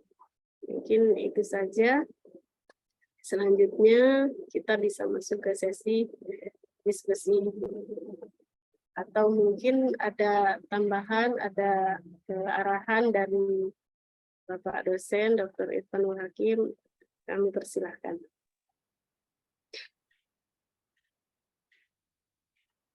Yang lain ada tambahan, silakan. Atau ada pertanyaan ke Bu Chandra sama Bu Wafa yang tadi tentang susunan, kalau ada tambahan. Izin bertanya. Ya. Dokter, Bu Chandra. Monggo, Bu Farida. Iya. Pertanyaan saya yang pertama ditujukan kepada Bu Chandra mengenai Fawatihus Suwar, bahwa tadi macam-macam Fawatihus Suwar ada yang diawali dengan alhamdulillah, ada yang dengan memuji dengan memujikan Allah, kayak subhanallah, yusabbihulillah. Pertanyaan saya adalah apa rahasia ketika Allah mengawali surah dengan memuji dirinya, begitu juga dengan mensucikan dirinya, gitu. Apakah ada rahasia tersendiri ketika Allah mengawali surah dengan memuji ataupun mensucikan dirinya? Yang kedua, pertanyaan saya adalah disinggung tentang Fawatihus Suwar, Khawatimus Suwar. Apakah ada korelasi antara Fawatihus Suwar dan Khawatimus Suwar dari tiap-tiap surah itu? Karena kita tahu bahwa tiap-tiap ayat, bahkan ada ulama mengatakan bahkan antara satu surah dan surah berikutnya pun mengandung munasabah. Apakah antara Fawatihus Suwar dan Khawatimus Suwar juga demikian gitu, ada kaitannya tersendiri? Lalu pertanyaan saya selanjutnya ditujukan kepada saudari Wafa mengenai ayat dan surah, yakni kita tahu bahwa manfaat atau faidah adanya penomoran ayat itu, penamaan surah itu sangat luar biasa dan kita rasakan juga sampai saat ini. Kebayang kalau seandainya mushaf yang kita terima pada saat ini itu tidak ada nomor ayatnya, jadi nyambung terus, itu bayang ya, apalagi kita yang istilahnya penguasaan bahasa Arabnya sangat minim, pasti kacau banget. Yang jadi pertanyaan saya adalah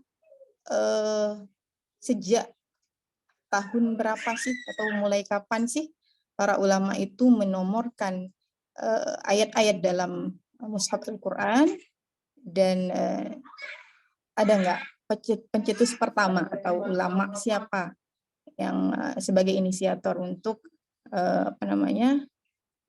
untuk penomoran ayat atau penamaan surah itu sendiri?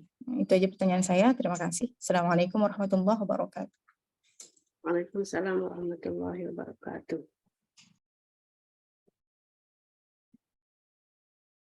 Ada lagi kah? Atau langsung kita bahas?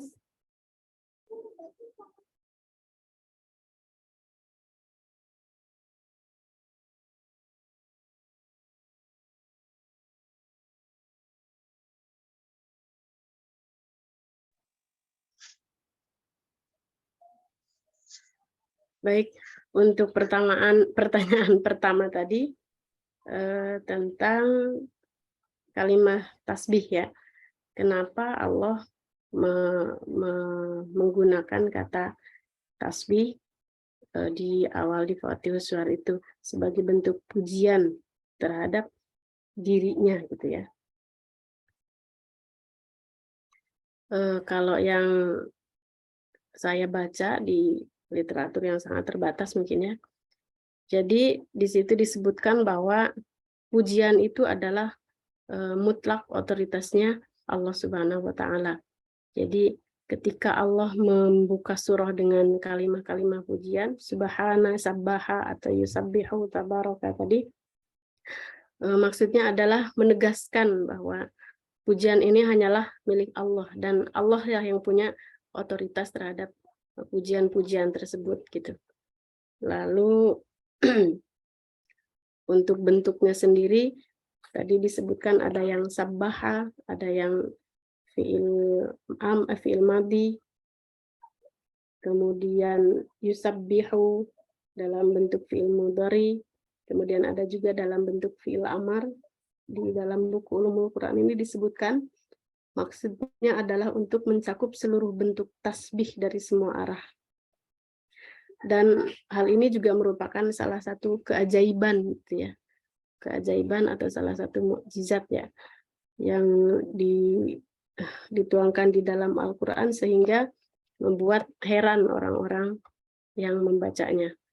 Jadi boleh mungkin ada yang mau menambahkan. Jadi sepanjang yang nggak sepanjang dari literatur satu, mungkin dua yang saya baca, bahwa maksud dari kalimat pujian di Fatihus Suar adalah menunjukkan atau menegaskan bahwa pujian ini adalah mutlak milik Allah Subhanahu wa taala. Begitu Kak Faridah. Lalu selanjutnya tadi korelasi mungkin ya, korelasi antara Fatihus Suar dan Khawatimus Suar.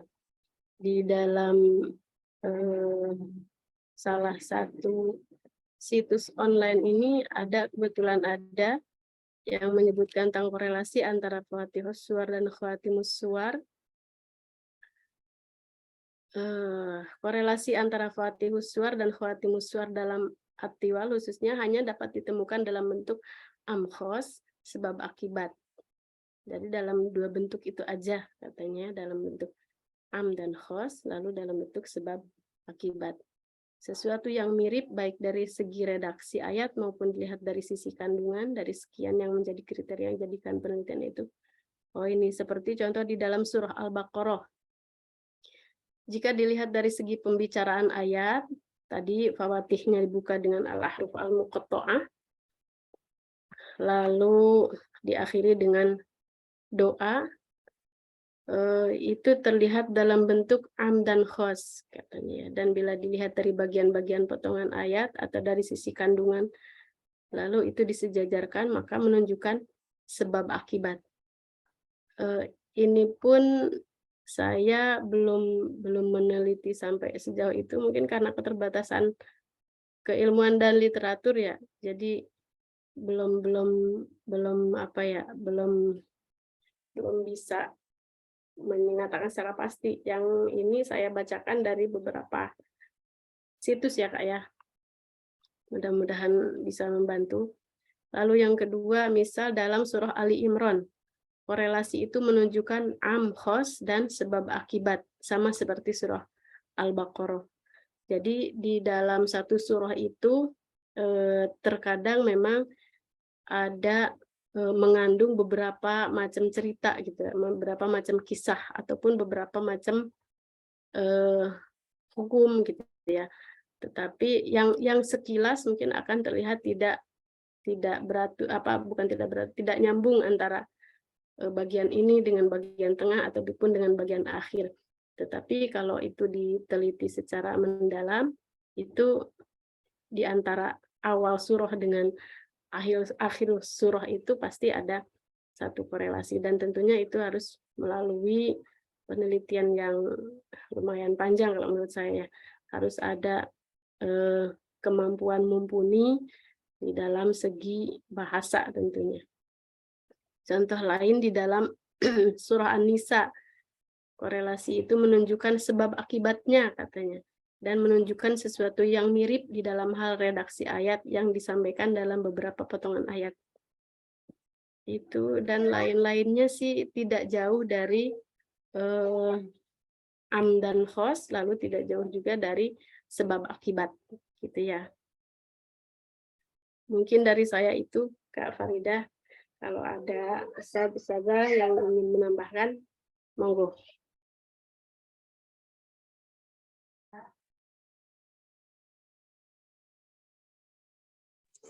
Ya, terima kasih Chandra. Insyaallah. Berarti Sami-sami. antara khawatimus suwar dan khawatimus suwar itu memang jelas ada korelasinya ya. Betul. Baik, terima betul. kasih penjelasannya. Bisa dimengerti insyaallah. Baik, sama-sama Kak. Selanjutnya pertanyaan untuk Mbak Wafa, monggo Mbak Wafa.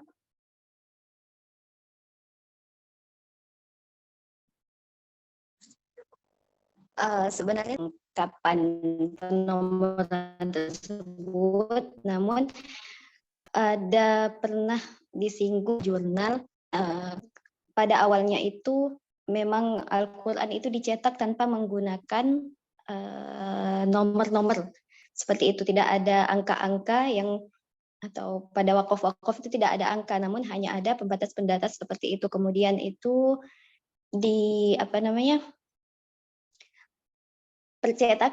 percetakan itu kan pada awalnya itu dimulai di daerah-daerah barat, bahwasannya untuk daerah-daerah Islam itu sendiri belum terlalu memfokuskan pada percetakan mushaf seperti itu. Pada awalnya itu ditulis pakai tangan seperti itu. Bahkan pada awal percetakan di dunia barat pun Al-Quran atau mushaf itu juga tidak dituliskan atau tidak dikasih nomor-nomor seperti itu.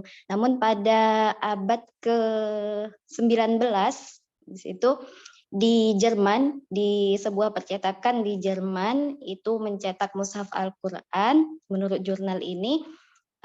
Di situ baru dimulai pada abad ke-19 itu pencetakan Al-Quran dengan nomor-nomor atau dengan angka tersebut seperti itu. Tapi pada saat itu sendiri juga umat Islam juga belum terlalu memfokuskan pencetakan mushaf dengan nomor-nomor tersebut. Jadi yang pertama itu bukan malah umat-umat Islam gitu yang memfokuskan terhadap hal tersebut, tapi dunia barat yang awalnya menomori ayat-ayat Al-Quran itu dengan angka seperti itu.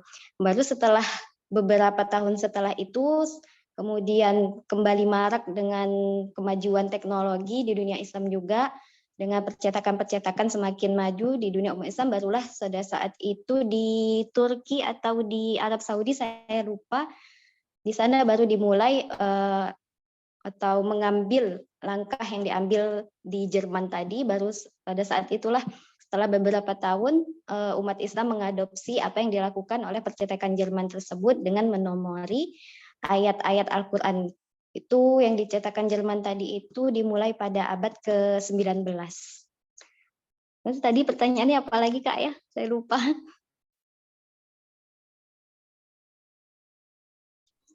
Mungkin ada teman. Ya, saya rasa jawabannya sudah apa namanya, sudah kena dengan pertanyaan saya ya.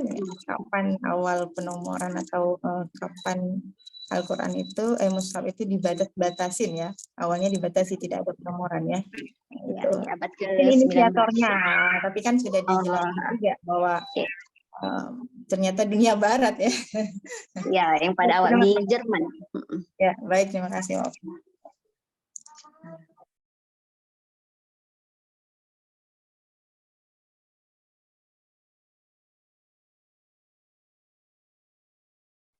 Selanjutnya ada yang bertanya lagi?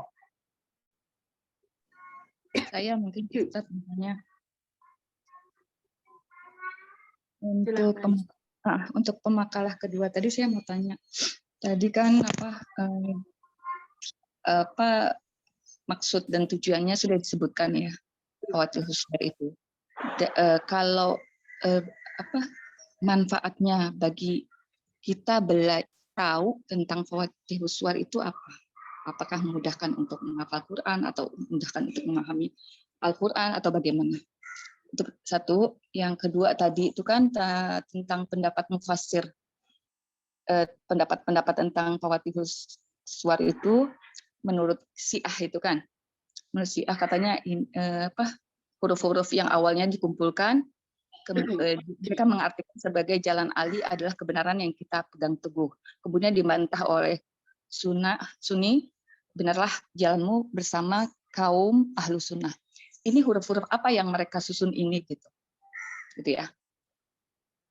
Kemudian pertanyaan untuk pemakai apa tentang apa tadi penentuan ayat dan surat itu kan kalau yang saya dengar tadi Wafa sempat sebutkan zaman kodifikasi masa Utsman ya.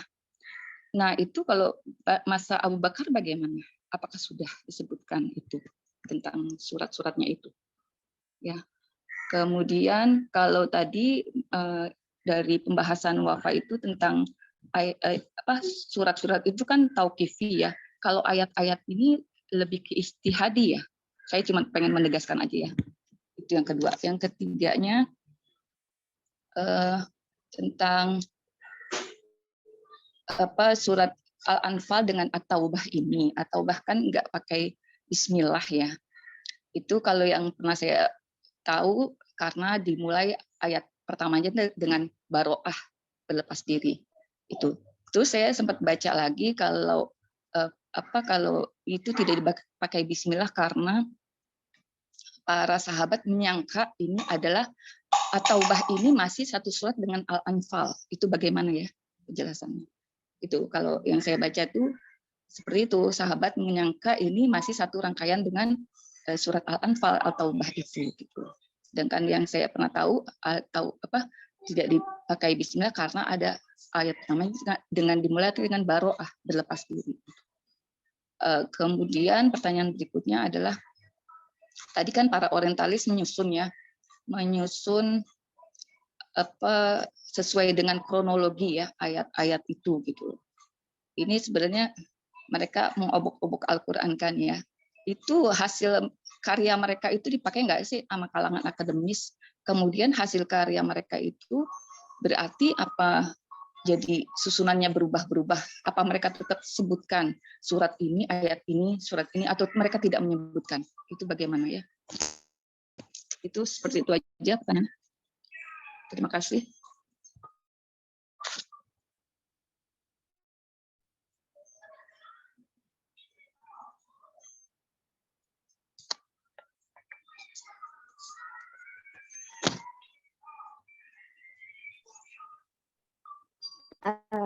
Baik untuk Ibu Sofia ya. Jadi di zaman Abu Bakar bagaimana seperti itu kan.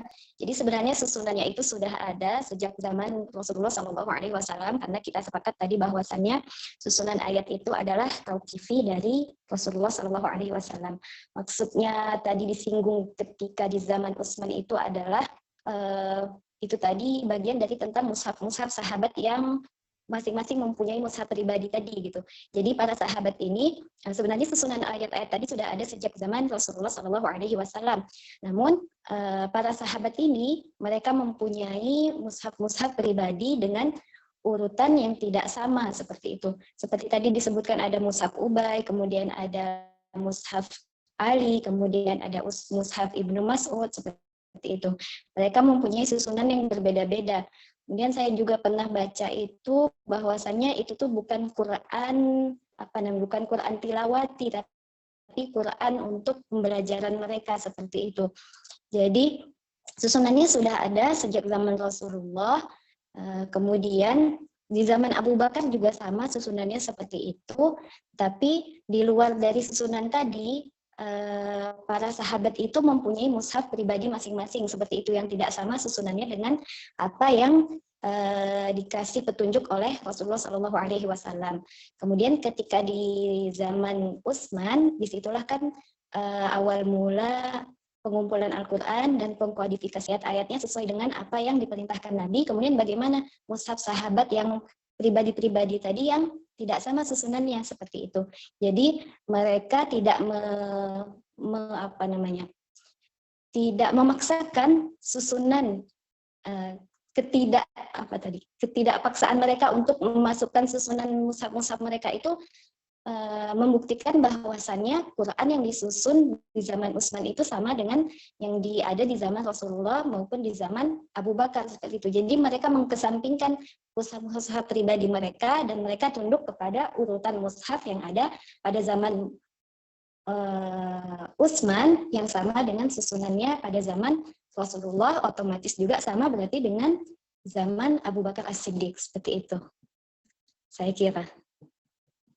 Kemudian tadi tentang buku-buku orientalis, karya-karya mereka mengobok-obok Al-Quran, ya seperti itu yang saya baca. Kemudian ada beberapa buku-buku yang mereka hasilkan, seperti tadi Weil Gustav tadi, ada buku beliau, tapi saya lupa namanya, tapi untuk susunannya atau karya mereka terhadap susunan Al-Quran itu tadi, apakah isi buku tersebut tentang itu, saya belum tahu, saya belum membaca atau mengetahui sampai sejauh itu. Seperti itu. Kemudian apa lagi tadi ya?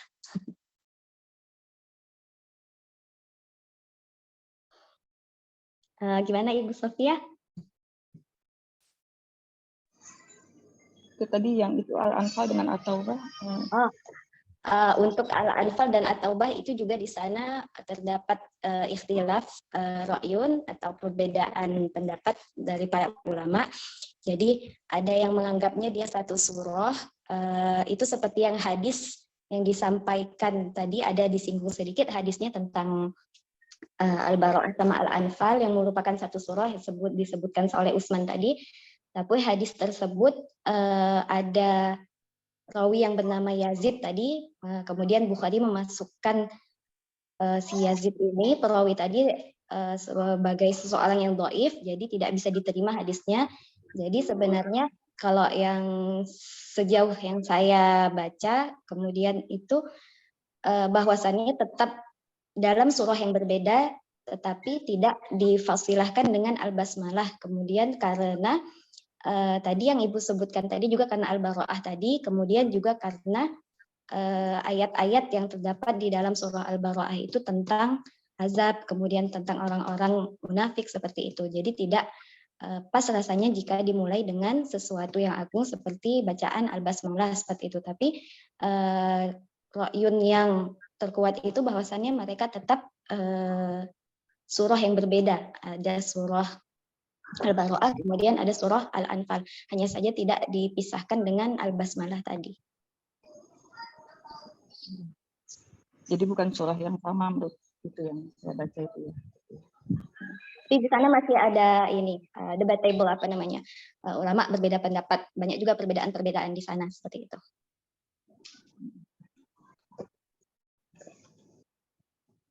Wallahu a'lam. Mungkin teman-teman yang lain ada yang punya wawasan lebih atau mengetahui.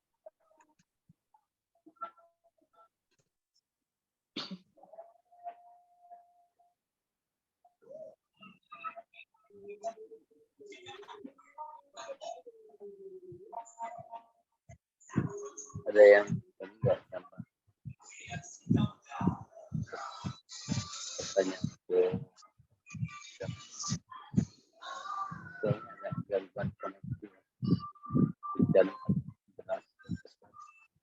kemungkinan sinyal bakal agak lep kurang jelas, nggak tahu kan yang lain.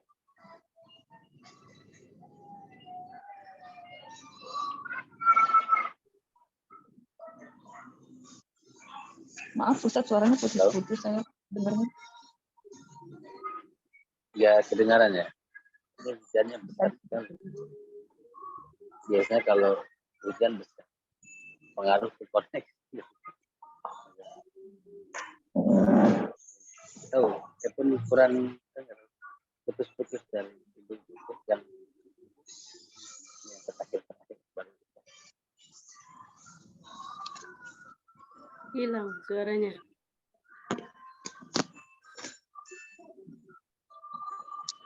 gimana itu semua hadir nggak di kuliah sekarang?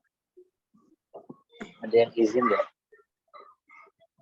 Tadi coba Ziza cek itu yang nggak hadir hanya Hilman, Pak. Selebihnya hadir, cuman seiring berjalannya waktu berkurang juga.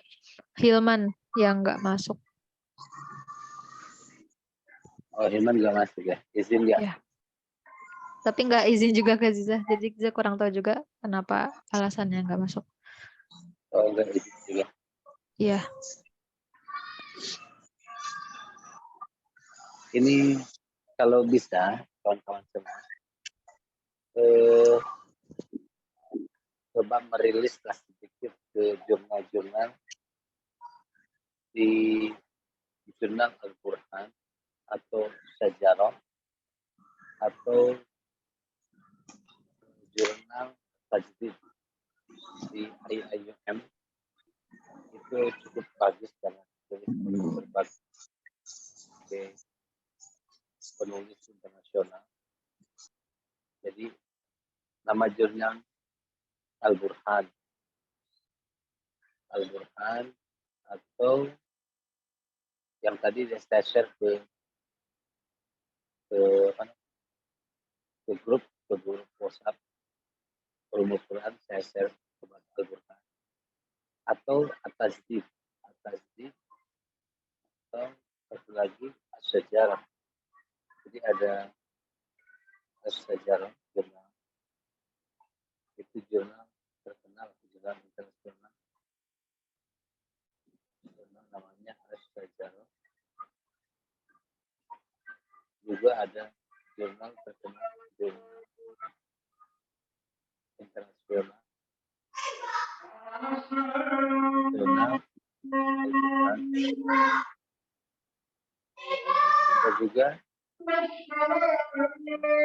ada juga jurnal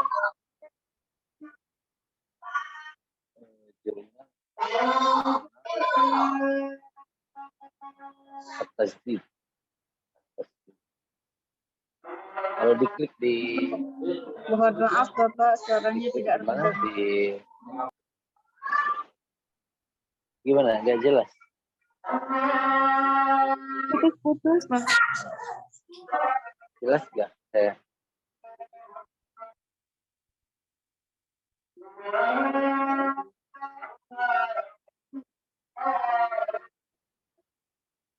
Iya, ini lagi hujannya besar sekali. Jadi dengan koneksi bakal kurang bagus kalau ada hujan.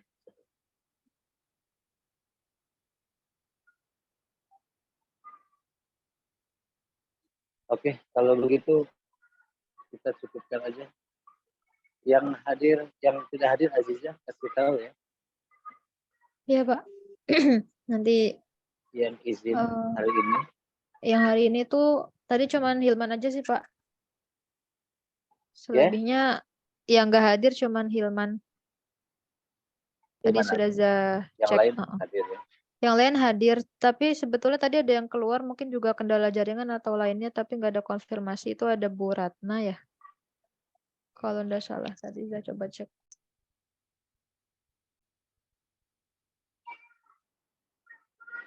Oke, baik.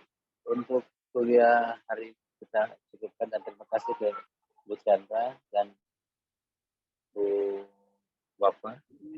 Mohon maaf saya tidak banyak komentar ya. Tapi intinya desain makalahnya kok agak aneh ya, kayak PowerPoint gitu. Bagus gambar-gambarnya. Tapi itu apa? Nggak ada footnote atau nggak ada desain latarnya backgroundnya bagus.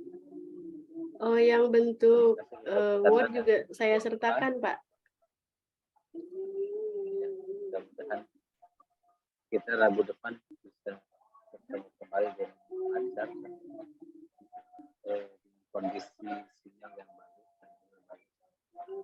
Insyaallah, dan nanti saya infokan lagi, informasikan terkait minggu depan siapa yang atau Azizah kasih tahu siapa yang.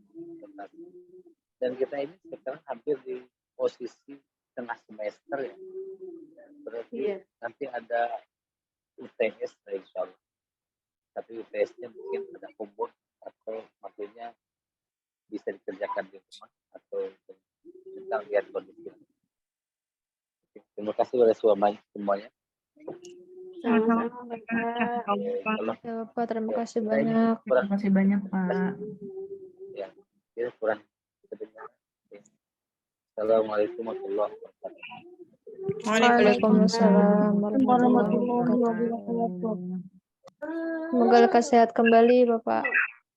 Ya, sama-sama.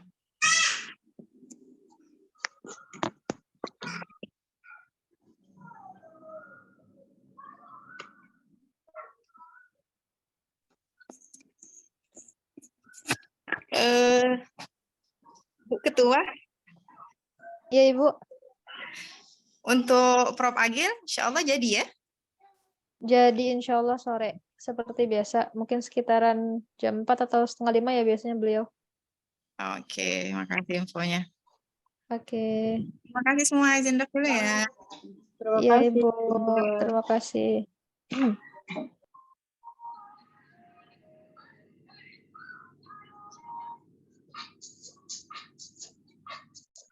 Oke, izin semuanya. Assalamualaikum.